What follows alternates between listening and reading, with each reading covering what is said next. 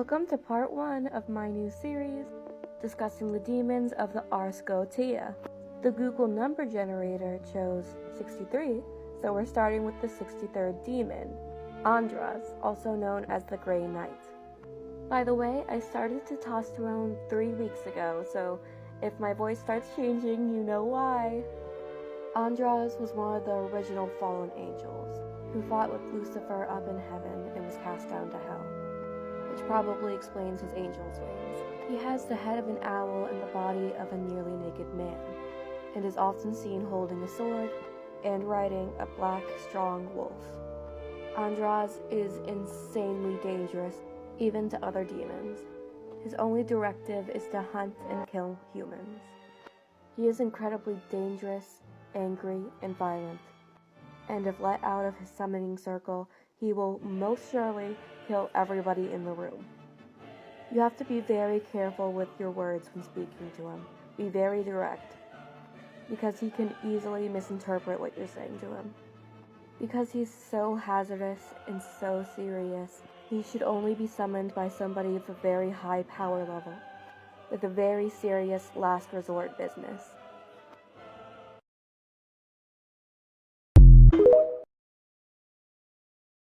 Welcome back to discussing the demons of the Ars Goetia. The Google number generator chose 23, so we're going with the 23rd demon, Aim. Aim is depicted as a man with 3 heads. The middle one of a man, the left of a cat or a calf, depending on who you ask, and the right a serpent. He rides a giant snake, and in his hand holds a lit firebrand, which he uses to set things on fire. His other title is the Duke of Hell, but I like calling him the Duke of Arson. Before he fell from heaven and became a demon, he was probably a cherub, an angel described as having the wings of an eagle, the body of a lion or a bull, and the head of a king. Welcome back to drawing demons from the Ars Goetia. The number generator chose 51, which means we're talking about Balaam. And I'm really excited for this one because after reading about him, he is one of my favorites. Balaam is often depicted as a naked man riding a powerful bear. He has a passion for cute things and children's books, so I tried to draw him looking super duper cutesy. Even though if you look him up, none of his depictions look cutesy at all. He is the spirit of a lot of things, but I think the ones that show his personality the best would be imaginary things, idol worship, and fortune telling. Something I find pretty interesting and kind of shocking is it's rumored that he used to be an archangel before he fell from heaven. But he's a Duke of Hell, not a prince or a king, so I guess maybe he just isn't supposed to have that type of power. But he still shouldn't be underestimated. He's often seen as more innocent than other demons because he loves cute things, but that assumption can be your downfall. Welcome back to me drawing all the demons from the Ars Goetia. The number generator chose 29, which means we have a very interesting demon tonight, Astaroth. Now will be a good time to mention that when I talk about these demons, I will not talk about the gods that they are named after or based on, because it was very gross for Christians to turn other people's gods into demons. So I'll be talking about Astaroth as Astaroth and not the northeastern goddess Astarte. Astaroth is described as a great and strong duke coming forth in the shape of a foul angel, sitting upon an infernal dragon, carrying on his right hand a viper. However, he's also portrayed as looking quite gloomy. My theory is that he regrets going against God and joining Lucifer's army, which not only explains his gloomy attitude, but also why he's nicer than a lot of other demons. If summoned, he will not help you if you plan on using his magic for evil intentions. You'd think that he'd be weaker in hell for this, but he's actually a pretty strong Duke of Hell. So another theory on why he's so kind could be that he wants to be perceived as kind so he can be manipulative. He is known to manipulate and corrupt. So that's probably why he doesn't want any bad deeds being done with his magic, because then people wouldn't trust him and he couldn't manipulate them. Still, he believes, unlike the rest of Lucifer's army, that he's being punished unjustly. So maybe he just thinks he's a good guy. Welcome back to Drawing Every Demon from the Ars Goetia. The number generator chose 2, and so today we'll be doing Agreas. Agreas takes form of an old man, and some have described him as handsome, but I kind of wanted to make him look kind of like a kooky old guy, holding a hawk and riding a crocodile. And that's why this is going to probably be my worst ever drawn demon, because I don't know how to draw a hawk. But I tried my very best. I'm sorry that he looks the way he does. He teaches languages, retrieves runaway people, and causes earthquakes, as well as grants noble titles. Imagine running away from home and this fucker follows you on a crocodile. What do? The Demonology Wiki says he finds pleasure in teaching immoral expressions, which I think means when he teaches you languages, he'll teach you how to curse in 1,000 different ways. He also has the power to destroy dignitaries, which means even though he can grant you a noble title, he can take it away just as easily.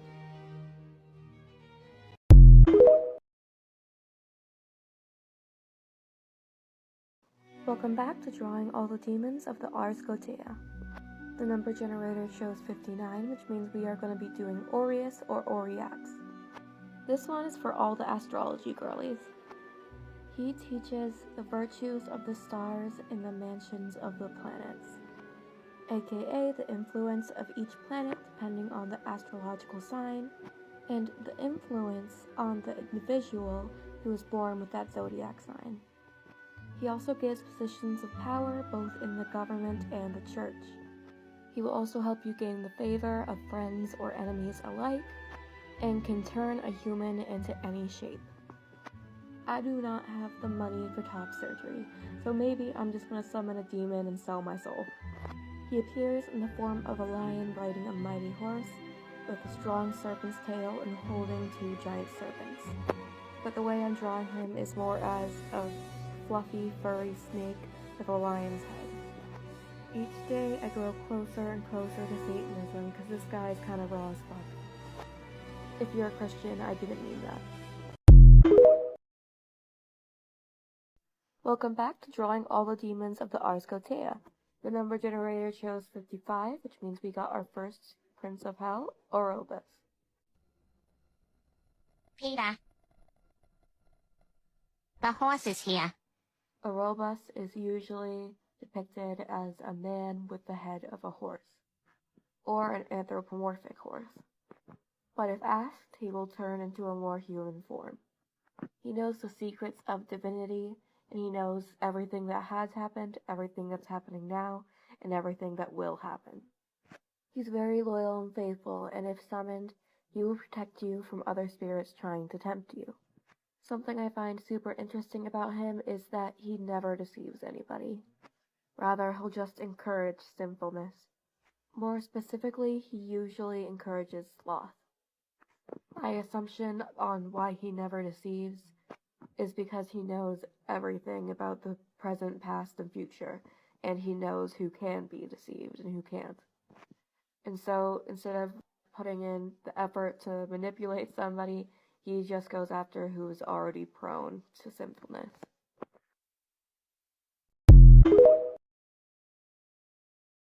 Welcome back to Drawing All the Demons of the Ars Goetia. The number generator chose 30, which means now we're talking about the demon Fornius. Fornius is a servant of Gap, a demon we will definitely talk about at some point. Fornius is usually depicted as a large sea monster and sometimes a human, so I tried to combine them and make him into a mermaid. In heaven, he was partly an angel called a throne, which is this thing, and was used as God's chariot, and partly the angels that you know, which looks like a human with feathered wings. His duty in heaven was to uphold justice, which he will continue to do for his summoner. He will protect the summoner, and only if he believes they deserve it, he will bestow a good reputation onto them, causing everybody who knows them to love them.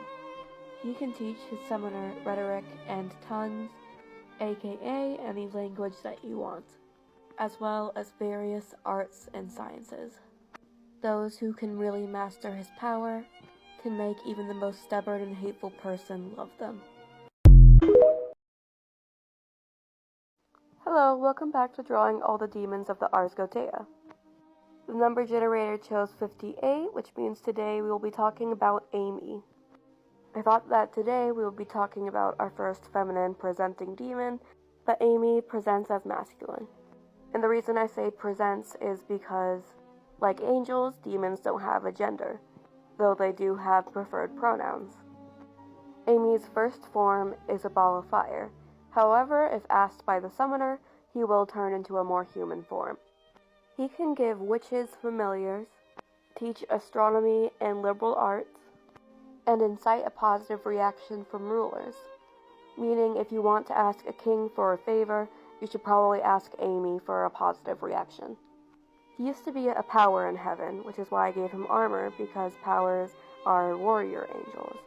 It's believed that when he fell from heaven after being tricked by Lucifer to join his army, he hit the sun, which caused a supernova and caused him to turn into a flame creature. He hopes that one day he will be forgiven by God and turned into an angel to be with him in heaven again. However, this hope remains false, especially since he's a president in hell still helping Lucifer. Hello, welcome back to drawing all the demons of the Ars Goetia. The number generator chose 37, which means today we will be talking about Phoenix. If you see my video on Agreus, you know I'm not very good at drawing birds. But you know what, we'll do our best. You can already guess Phoenix's appearance by his name. He's a phoenix. He has the speaking voice of a child, but the singing voice of a siren. He speaks only in rhymes, which makes him an excellent poet. Because of his beautiful singing, the summoner and those around them must make sure not to be seduced by his singing. You must immediately ask him to turn into his human form, because he can't seduce you with his singing as a human. He's one of the nicer demons, along with one of the few demons who think that one day they'll go back to heaven. I wonder if he's nice because he wants to go back to heaven, or he thinks he should go back to heaven because he's nice, or if it's both. He's very obedient to the conjurer, can teach every form of science, and can also use his fire powers for whatever the conjurer wants. He can make a pot of water boil just by putting his hands or his wings on it. In heaven, he was a throne, an angel that God would take a seat on. These angels conjured positive energy, which is probably why the sky is so whimsical and nice. Come on, God, let this guy back in heaven. He's just a whimsical little guy. Would you really keep a whimsical little guy in hell? Come on.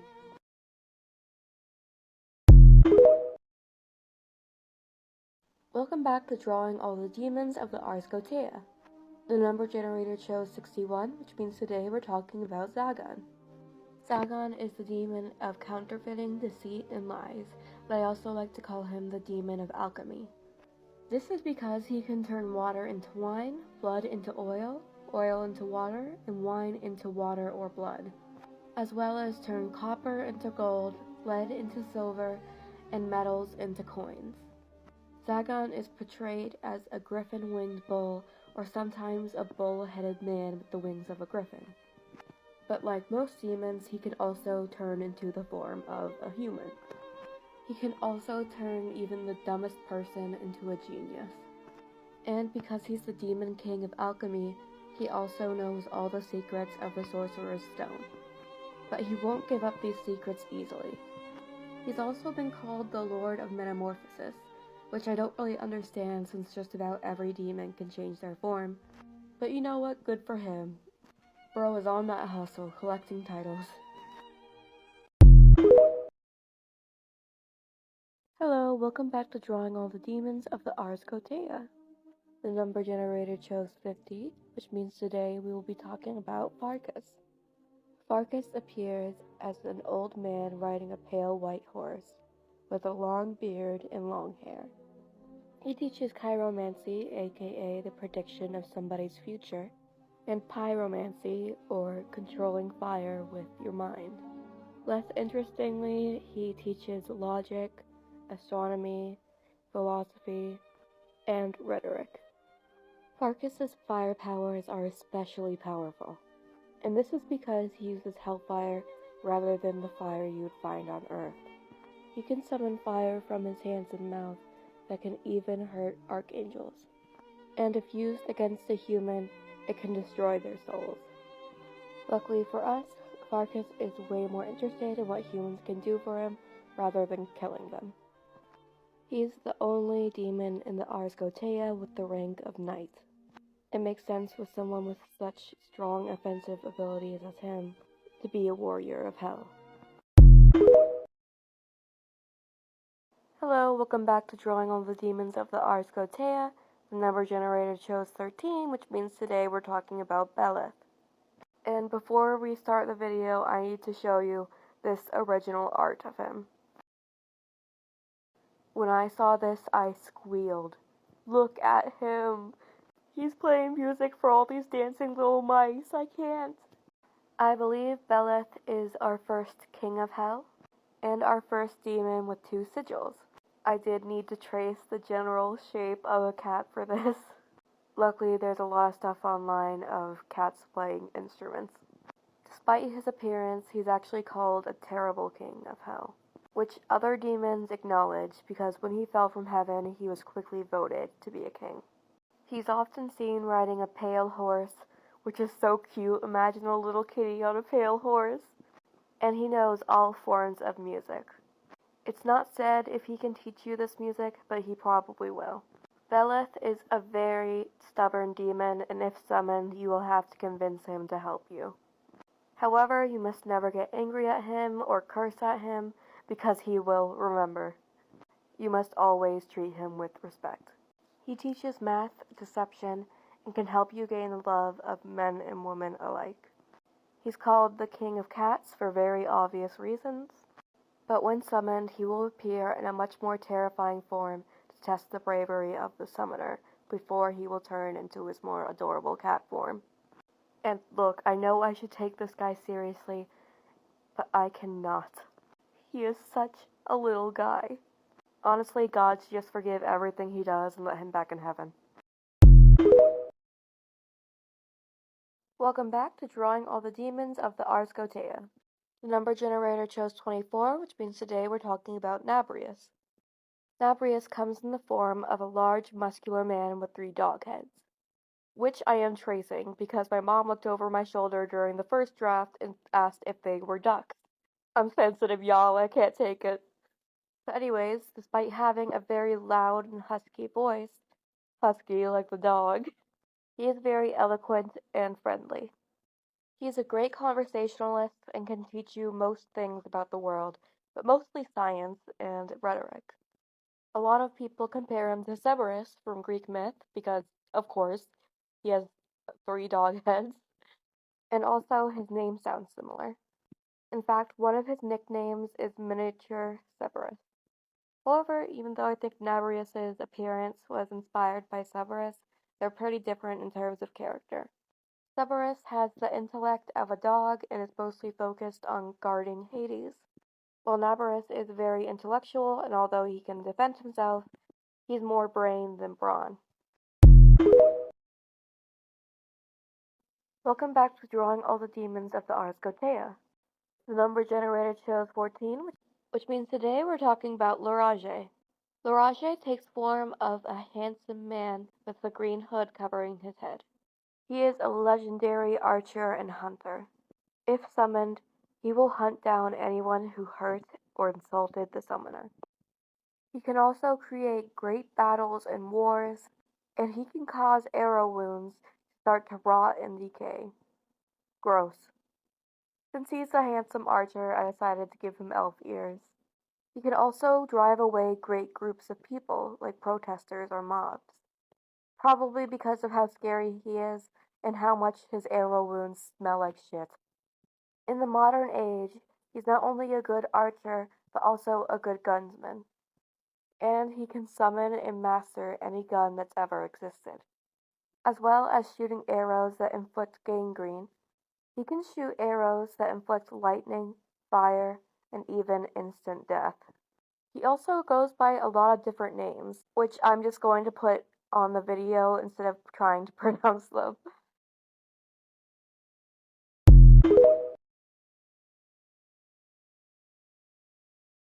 Hello, welcome back to Drawing All the Demons of the Ars Goetia. Our number generator chose 4, which means today we're talking about Gammagen. When summoned, Gammagen comes in the form of a small horse.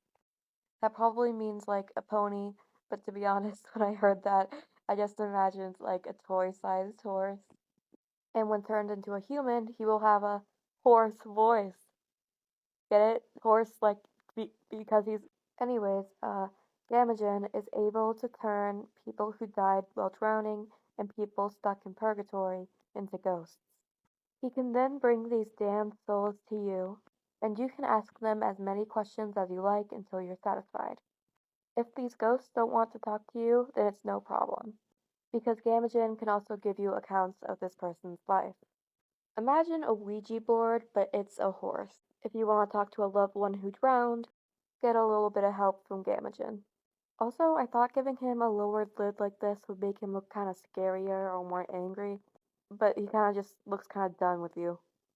This horse is sick of your shit.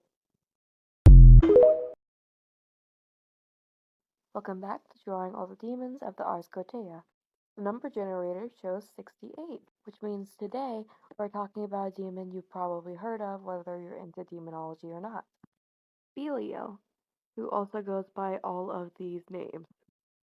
Even though he's in a lot of media, every time I hear his name, I think of the first lyric in Year Zero by Ghost.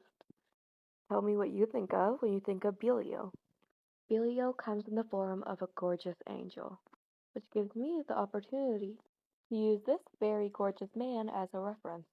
Belial was created just after Lucifer, which is about as close as you can get to brothers when you're manifested out of nothing. He joined Lucifer's battle in heaven and fell with him. Because of his loyalty and the amount of angels he slayed during the war, he was very quickly chosen as a king for hell.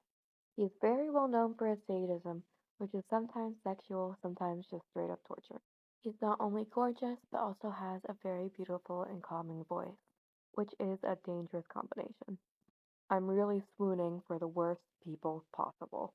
As Belial is a very busy and important demon, if you summon him, you must have gifts and sacrifices for him. Otherwise, he won't even give you the time of day. And even then, if you bring adequate gifts to him, he will only give you about an hour of his time. But it will be worth it for the excellent familiars he can grant and the secrets he has. Welcome back to Drawing All the Demons of the Ars Goetia. The reason I'm saying Goetia instead of Goetia, like I've said in my previous videos, is because somebody corrected me. Thank you so much for that. Our number generator chose 18, which means today we're talking about Bathan. But before we start, I would just like to thank everybody for being interested in this series. I thought this would be a passion project I'd do all by myself and maybe get 1 or 2 likes, but my most viewed right now has 78 likes. I am so happy and excited that so many people are as interested in demonology as me. I also want to mention real quick, I have a retail job, and because it's coming closer to the holiday season, I am not going to be as active on here, but I will try to upload as much as I can. Anyways, on to the video. Mwah! Bathan comes in the form of a man with a snake tail riding a horse. However, instead of making him have a snake tail, I decided to give him sort of a snake ponytail because I just thought it would look cool. He knows every use for special herbs and magical rocks. So if you're interested in crystals, maybe you'll be interested in this demon. And if you don't know much about crystals but want to get into it, he's a good teacher. He can also take anyone anywhere with astral projection. He can also teach the summoner astral projection so they can get anywhere they want without his help. Probably because of all this ethereal knowledge, he absolutely hates to be treated like a fool. So don't talk down to him or else. In heaven, he used to be a dominion angel. These angels were in charge of keeping everything together and managing other angels in heaven. This is probably where he got a lot of his knowledge. If a manager can't do his workers' jobs just as well as them, then they're a shitty manager. Hello, welcome back to Drawing All the Demons of the Ars Goetia. The number generator shows 20, which means today we're talking about Person. Person comes in the form of a lion-headed man, riding a bear, and holding a snake and using it as a whip. He chose this lion-headed form to mock God, as lions are thought to be one of his most elegant and beautiful creations. Person represents savagery. I think this is pretty interesting because he used to be a high-ranking virtue angel. The virtues keep earth, the sky, and the elements in order. So they're kind of like angels of nature, and savagery is part of nature. He can reveal hidden treasures, grant familiars, and tell you of the past, the present, and the future. However, he's best known for giving knowledge of the divine, as well as knowledge of humans.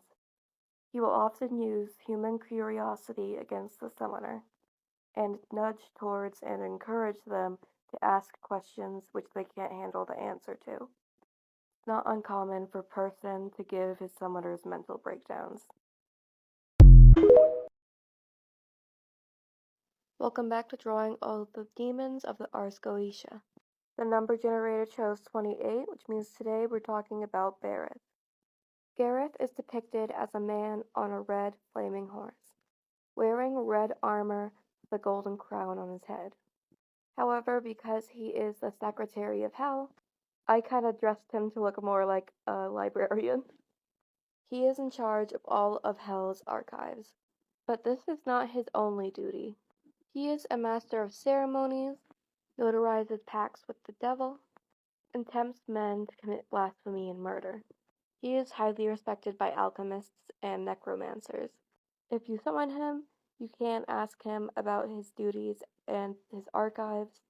However, he is a notorious liar.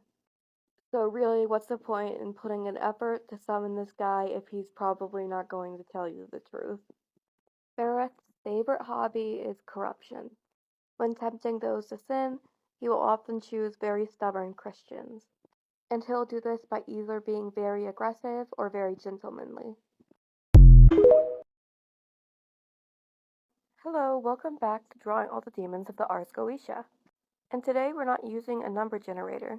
A commenter mentioned stolas, so we're drawing stolas. Stolas comes in the form of a raven, a man, or an owl with a crown and long legs. And I totally love owls and their big old eyes. Look at that little guy in the top right corner. He is known for his vast and amazing knowledge of poisonous plants, the uses of herbs, astronomy, and also the magic value as well as the financial value of precious stones. This dude is a little trinket collector. When on Earth, he will collect herbs and stones. He is a pacifist, which is very rare in demons. Not because he's kind, but he just finds war useless and more trouble than it's worth. He did participate in Lucifer's war in heaven. However, rather than fighting in the war, he would use the stars to lead Lucifer's army in the right direction for the most tactical positions when fighting angels. He absolutely loves learning new things, but because he's immortal and a demon, which, is knowing of all the big questions, he prefers to learn about very obscure topics. Welcome back to Drawing All the Demons of the Ars Goetia. The number generator chose 64, which means today we're talking about Haros, aka the most pathetic fucking demon I've ever seen. Look at those eyes. I'm gonna use his face as a reaction image. Haros comes in the form of an anthropomorphic leopard with long fingers and long claws. Like most demons, he has vast knowledge on the universe and also firepower. I can't get over his face. If not trapped in a black circle, he will lie to you. But for the most part, he tells the truth. This is why his lies are so dangerous. Because he's trustworthy for the most part, and his lies are just like his truths.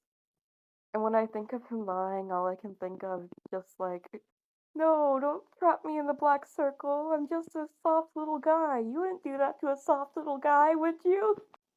I'm so little and it's my birthday and I have glasses.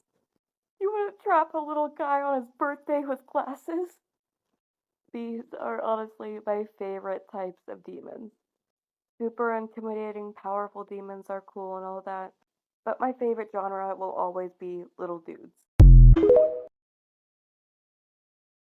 Welcome back to Drawing All the Demons of the Ars Goetia. Once again, we're going for a suggestion from a viewer, rather than using the number generator. We will be talking about Asmodee, or you might know him better by Asmodeus. Some people pronounce it Asmodeus, but Ghost pronounces it as Asmodeus, so I'm going with that, because everything Papa Emeritus II says is law.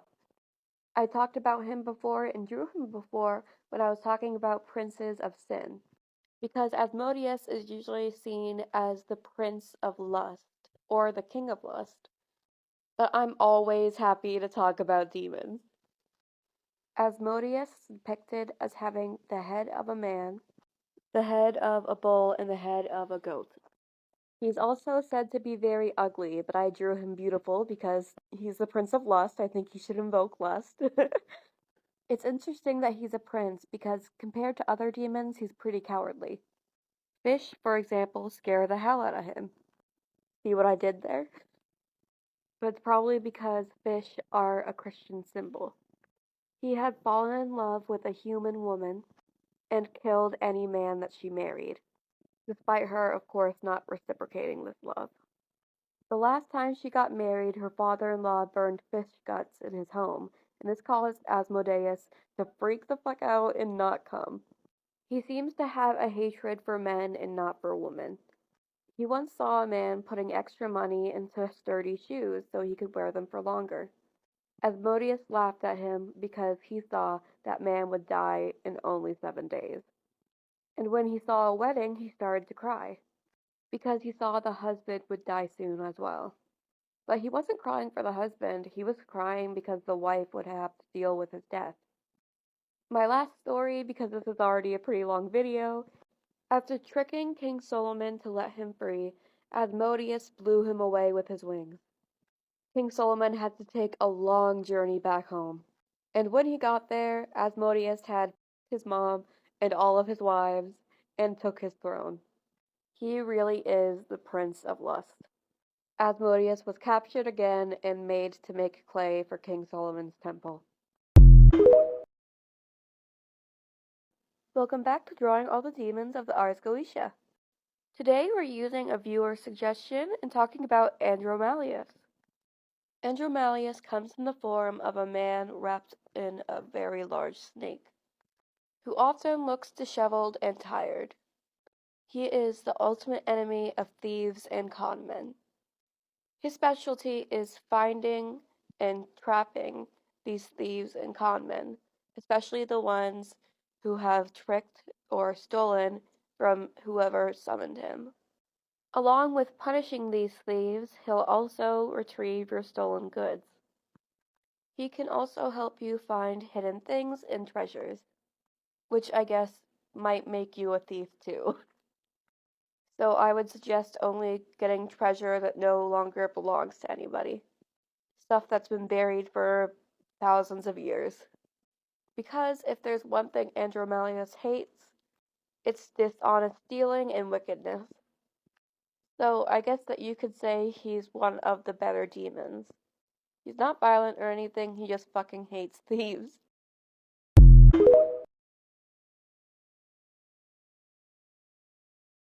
Welcome back to Drawing All the Demons of the Ars Goetia. Today we'll be talking about Bune, a suggestion from one of our viewers. Also, I'm sick, which is why I sound so weird. I'm sorry about that. Bune comes in the form of a three-headed dragon. Sometimes all three of these heads are dragons, sometimes of a dog, a griffin, and a man, and sometimes two dragon heads and one human head, which is what I'll be drawing today. I wanted to give his heads a sad little dragon and a mischievous little dragon. I don't know, I just thought it was cute. He can make his summoner eloquent and wise. But here's something really funny about him. He can also make people stupid. So if you really dislike some smartass, boom, now they're a dumbass. He can also make you rich, but I don't know, I think taking away intelligence is funnier. You've probably already guessed that he was originally a cherubim. An angel with the head of a man, the head of an ox, the head of a lion, and the head of a bird. During the War of Heaven, while he was fighting Archangel Michael, Michael rubbed salt into the wound by making his appearance a demonic version of a cherubim. And then he was cast into hell like all the other rebels in heaven. Welcome back to Drawing All the Demons of the Ars Goetia. The number generator chose 56, which means today we're talking about Grimoire. Also, I still sound weird because I'm still sick. But Grimoire is one of my favorite demons, so let's get into it. Grimoire is depicted as a woman riding a camel. However, he is not a woman and goes by he/him pronouns just like most demons. Demons, just like angels, have no concept of gender. He is also described as having a duchess's crown around his waist. However, a lot of scholars believe this is a mistranslation and he actually has a crown encircled around his head. Grimoire can give his summoners knowledge, riches, and the love of women, both young and old. He also sort of has a complicated relationship with humans. Though he looks down on humans and has a tendency for violence towards them, he has a love of children. And because of this, he will not slaughter a child's guardian as long as that guardian is good to the kid. He also won't terrorize villages as long as there's one or more children inside those villages. For the most part, he's peaceful, but he's still a demon and should not be trusted. Welcome back to Drawing All the Demons of the Ars Goetia. The number generator shows 31, which means today we're talking about Boris. Also, in the Demonology Wiki, there is a picture of him with a massive dog that reaches his chest. I was not prepared for that. Boris takes the form of a very muscular and strong man, sometimes in knight's armor. He can teach you logics and ethics, which I'm a little bit surprised about considering he's a demon. Demons aren't really known for having ethics. He also knows the values of precious stones and herbs, as well as making his summoner witty and eloquent. He could also make his summoner invincible or just give them a longer life. He can also discover treasures and things that you've lost, and even turn you invisible. He comes off as a gentleman and very polite. And apparently, according to the Demonology Wiki, has an earth-shatteringly large dong that will destroy your organs. So the moral of the story is don't summon a demon to have sex with them.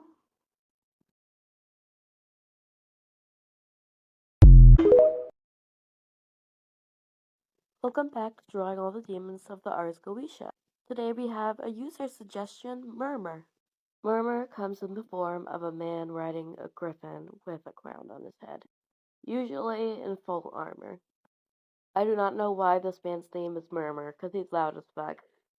Two of his ministers always enter a place before him and play trumpets before he arrives. I mean, I guess I respect the confidence. Murmur is known for being a master necromancer. He can bring back dead souls as well as control them. There are two theories about how he got the griffin he rides on. The first is that he stole a griffin from the Garden of Eden. In the second, he beheaded a cherubim and stole their head, then went to hell with it and made it his pet. If you don't know, cherubim angels have 4 heads: the head of a man, the head of a lion, the head of a bull, and the head of a bird. I've said this many times already, but most people don't know that, so I just gotta say it. He also teaches music and philosophy, but I feel like he's going to be a big asshole about it.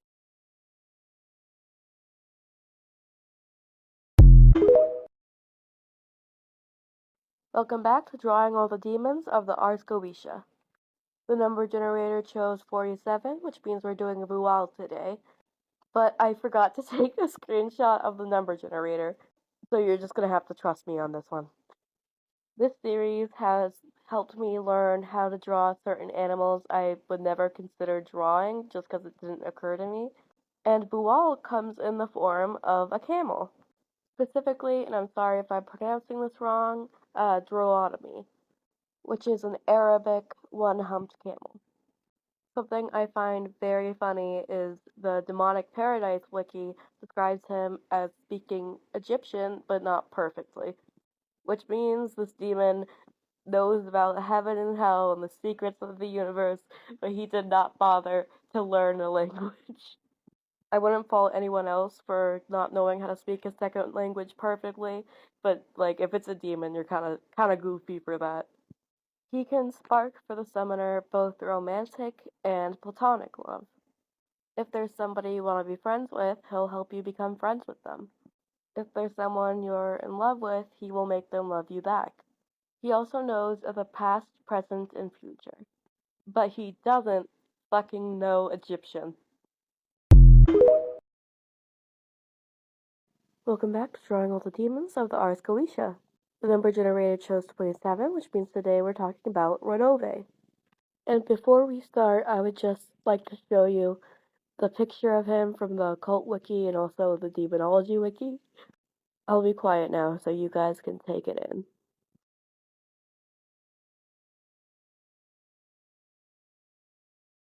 I love him. When I saw these pictures, I started laughing because I was fucking sleep deprived at 2 a.m. I think I almost woke up my mom. Anyways, on to the video. Renove comes in the form of a monster holding a staff. This isn't much of a description because monsters can really look like anything, so I'm mainly going off the image in the upper left corner. He teaches art, rhetoric, languages, and gives good and loyal servants to his summoner, as well as the favor of friends and foes. What makes him very interesting is he's kind of a grim reaper. He takes away the souls of dying animals, or very insanely old people. But since he only, does those two, I'm kind of thinking, is there demons or angels that have an assigned people to reap? Well, anyway, he is described as a pacifist. He very much avoids arguments and wars. The theory that I prefer about this is that the war in heaven just totally tired him out and he doesn't want to do it anymore. It makes sense. Being thrown into hell is a pretty traumatic event. Welcome back to Drawing All the Demons of the Ars Goetia. Today we're drawing Vapula, not because the number generator chose it or any of the viewers chose it, but just because I saw the heart in the sigil and I really wanted to make him have like a heart design. So yeah, let's get started. Vapula comes in the form of a lion with a griffin's wings. And I decided to make his nose and his mane heart-shaped. I also tried to make him look cuter than a lot of my other lion designs. I don't really know if I did a good job. He teaches philosophy, mechanics, and science. I don't think we've met a demon who teaches mechanics yet, so that's pretty cool. Before he fell from heaven, he was a power, which is the warrior angels. He is believed to have worked under the archangel Ariel, probably because Ariel is sometimes called the Lion of God, and Vapula, as you can see, is a lion. Some people believe that the archangel Ariel looks down on hell and keeps everything, I guess, in order as much as hell can be in order. It must be kind of awkward to see your ex-general all the time. Hello, welcome back to Drawing All the Demons of the Ars Goetia. Our number generator shows 7, which means tonight we're talking about Amon. And even though a lot of the demons' drawings look creepy, this is the first one that actually freaked me out. Let me show you the original drawing of Amon. Girl, when I tell you I shitted and farted, absolutely ruined a pair of pants. Amon has the head of a barn owl, the teeth of a dog, the front legs of a dog, and the tail of a snake. Since he can bring upon fertility, you would think that he would be mainly a lust demon, However, he is better known for his wrath. He's also been called the Lord of Witchcraft, Necromancy, War, and Life. Another title he has is Satan's Shadow. And I don't know if I just suck at speaking, but that took me like 3 times to get it right because I kept on getting tongue twisted. And through pacts with the devil, he can give you love, along with settling disputes with friends and enemies. However, because he's a wrathful demon, I really doubt these disputes are settled peacefully. Oh my god, I do not like looking at this fucking bird. I thought he looked weird with the beak and teeth, so I took away the beak, but I just made it worse, bruh. Anyways, would not recommend. After a little break, welcome back to Drawing All the Demons of the Ars Goetia. The number generator chose 67, which means today we're talking about Andesizius. I'm very surprised I found a reference of a horse playing a trumpet. This statue is a bronze statue from Gilly and Mark, but moving on. Andesizius is depicted as a man with the head of a unicorn and claws instead of hands and feet. He's often depicted playing a trumpet to represent his booming, loud voice and his music. His music is described as harsh and chaotic.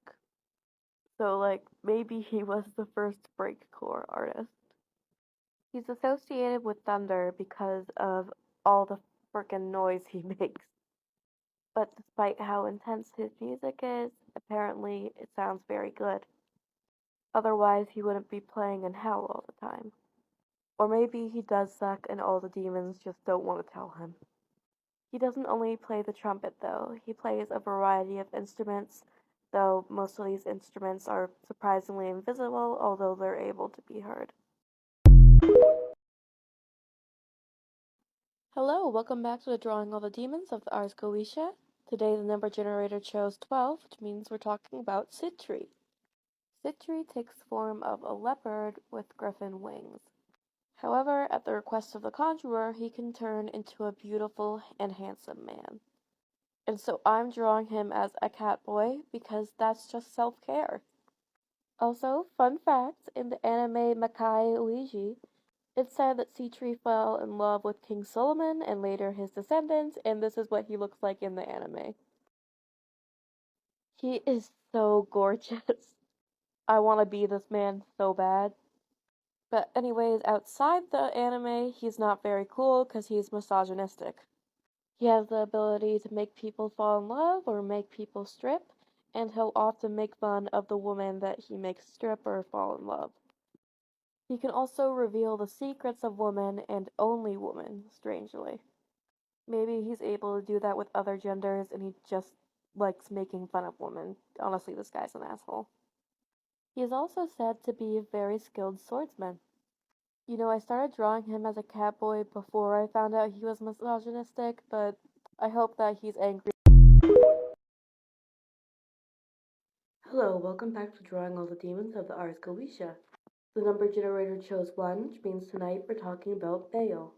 Also pronounced as Baal, but because this is a pretty popular demon, a lot of people have different ways of pronouncing it. Baal has the most unique appearance, in my opinion, in the Ars Goetia. He appears as a creature with the head of a man, the head of a cat, and the head of a toad on arachnid legs. However, he's also described as just being a man with the traits of a toad and a cat, which can be interpreted a billion different ways. And I think this is the first demon I ever drew a full body picture of just because his body is the way it is. He can grant you the power of invisibility, teach you science, and give you love from whoever you want it from. There's a theory that he was the first king of hell, which would mean that he's probably the only demon who isn't a fallen angel. But, just in my opinion, I think that's kind of a silly idea. Everyone has their own beliefs, but that's not one of mine. He also has a very hoarse voice. But I kind of wonder if the voices from his cat and toad heads sound different. Like, do they meow and croak, or do they speak too?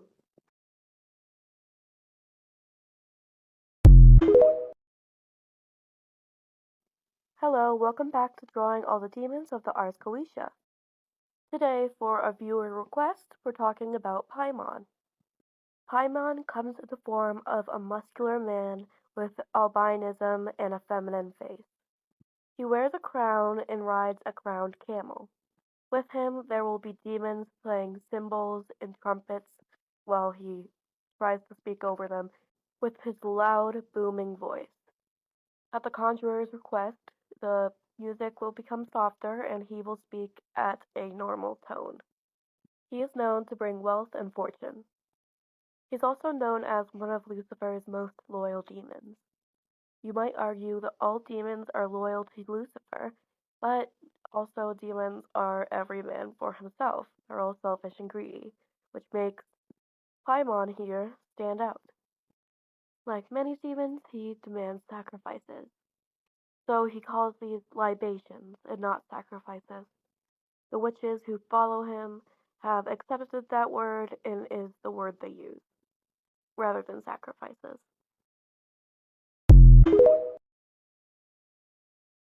Hello, welcome back to Drawing All the Demons of the Ars Goetia. The number generator chose 21, which means today we'll be talking about Marax or Morax. Morax either comes in the form of a bull-headed man or a man-headed bull. Morax in Latin means something that delays or stops, so do with that what you will. If you've read Dante's Inferno, you might remember a minotaur being there. It's rumored this minotaur is related to Morax or is Morax. He can teach astronomy, liberal sciences, the value of herbs and precious stones, and he can grant wise familiars. And this is from the Demons and Gods wiki, which is a terrible source, and the only source I can find it from. But it says Morax can turn into a gorgeous woman with jet black hair, which I don't really think is too unusual for demons. I really couldn't find very much on this demon, so if you know anything you'd like to share, or if you have a certain portrayal of him in your head, please tell me about it.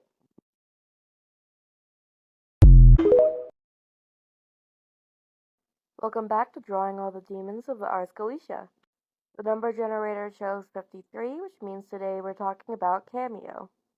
And this is another demon I need to show you the pictures of before I show you my drawing. Look at that. What a charming man. I love him so much. My favorite class of demons, little guys.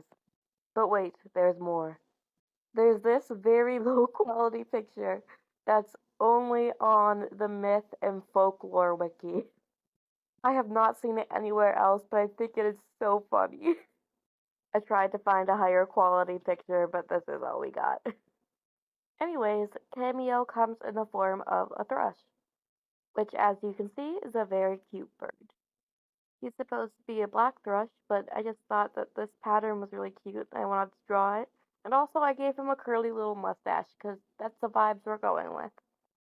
He can give you the understanding of birds, dogs, and cattle. He can also grant you wisdom of other creatures' languages, but these are his specialties.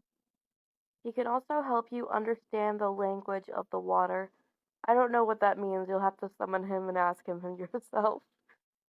He is a very good disputer, which maybe in like a human form, but like I can't argue with something that cute.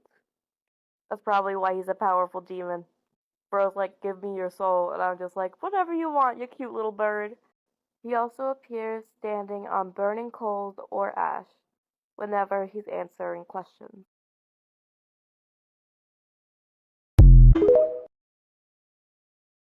Welcome back to Drawing All the Demons of the Ars Goetia. The number generator chose 62, which means today we're talking about Volok. Volok comes in the form of a little boy with angelic wings. Of course, as you can imagine, this is based off of Eros and also based off cherubim. Or at least our modern idea of a cherubim, those tiny little babies with wings, not the big scary ones.